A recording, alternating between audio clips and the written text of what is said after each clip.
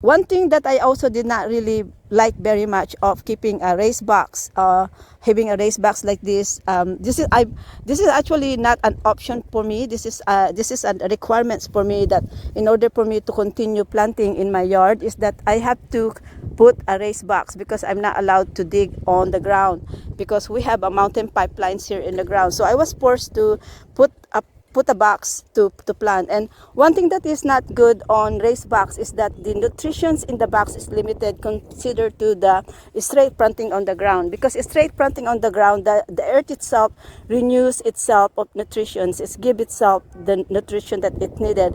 In a box, the ground is contained, and the renewal of the soil is not as good as planting straight on the ground, because now you have a container there that is not being replenished ongoingly by the nature itself. So yes, so that's why you are using a raised garden, you're gonna have to introduce that soil modifier, and you will have to do something to enrich the soil itself, so that you can have a good result of your planting. So you can see this one, guys. This is one way that I struggle on my raised box, because this soil that I bought in here, they are very sandy, and even though they are, I did try to modify this, you can see the difference in here, that the soil is they are separating, the soil is separating from this one.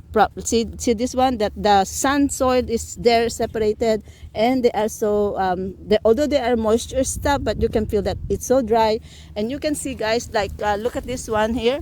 So the heat of the sun in here, like, so this the soil in here, right?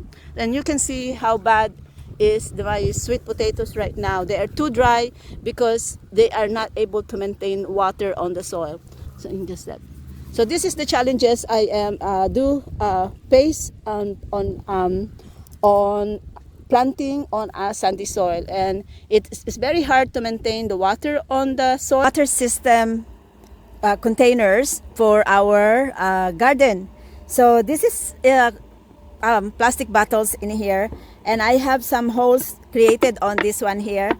So what we're gonna put is, we just have to put some of these strings on the hole, and this is what we're gonna use for the water to distribute to our okras, or to any plants that we want to water, because we are in intense heat, and I noticed that the intense heat is just too much for plants. They get so stressed out with the heat. So we're gonna help them to have automatic watering system.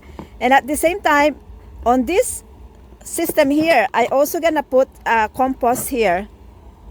So we have put all our strings on below. I did not put it so low, because I'm gonna bury this one on the ground. So I want this one on just above the level of the ground. So, and then we're gonna have to open a bottle, a lid over here. So I have actually used some of this one to create bigger hole there. So once you get bigger hole, it's easier for my sister to go in, and then we can just open. I need this opening so that I can put my hands in here at this when I peeling up this bottle out with the compost, with the kitchen scrapping for composting. So that's good. So only halfway, so that this can actually be a lid for it, that it will not go away. So now we're just gonna pull out the strings that we put inside, and this is the strings that will distribute water to the plants. So now I have created a few of these, and we're gonna just peel this one up with kitchen scrapping. No meat. You can put eggshells here, some mussel shells, those kind of fertilizers that's good for the plants. And we can put some more of any kitchen stoppings. The variety, the better, especially with the fruits. It's basically, we are gonna make a fermented juice for them, which is like a composting juice or a tea juice. What you can also do is you can also have a compost in it, and also put water inside it, and that's basically a rich water, composting water that they can drink. Okay, so this is it. This is just for my start. I can also add some grass cuttings in here, any kitchen stuff that will compost, like and then we're gonna bury this one on the ground. So I managed to make a few of this here, and we are just gonna fill it up with some of grass cuttings in it before we bury it. So that's easier.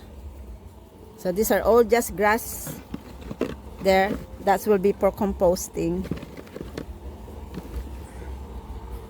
So we're gonna bury this one, and we're gonna add even more grass cuttings here. So you can see that the strings that I use, this is what I'm gonna lead them to go to the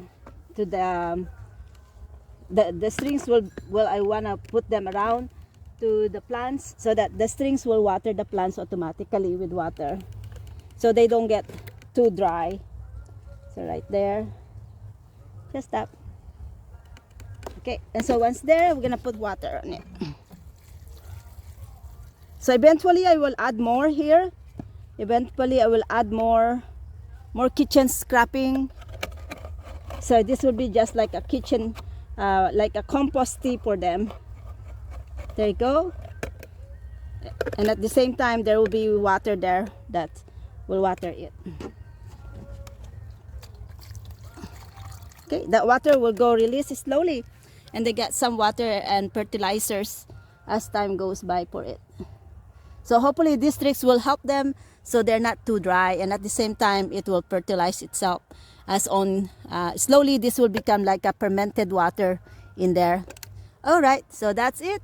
Hopefully that will help my okras to grow well and produce more for me. So I have this system that do very well in a container, and the okras loves it. So now I'm just basically putting this one back into that system. And now we're gonna put up is we're gonna now cover some mulch around the soil. So okra likes hot, right? So they do like hot stuff. So but I just want to cover some straws around here, some of these dried straws from plants. So this will help to keep the water in the ground, so it doesn't dries too quickly. Because I got sandy soil here, so I want to improve that sandy soil with water. So with the straws around here and mulch around it, it will do help to keep the water on the soil. So that's it. But we're not gonna make a very thick mulch because okra doesn't like it cold soil. They like it hot. So but a little bit of mulch on top will keep the water in the soil.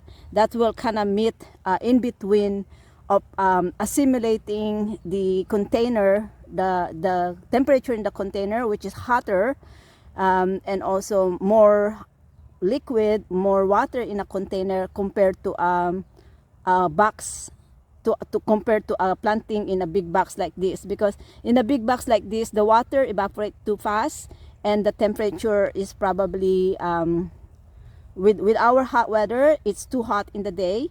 And so I just want to improve the temperature on the ground and the water on the soil, that hopefully this okra will give me some veggies.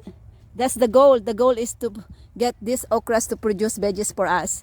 So this is it, guys. This is my experimental planting for this year, dealing with extreme heat and then cold at night.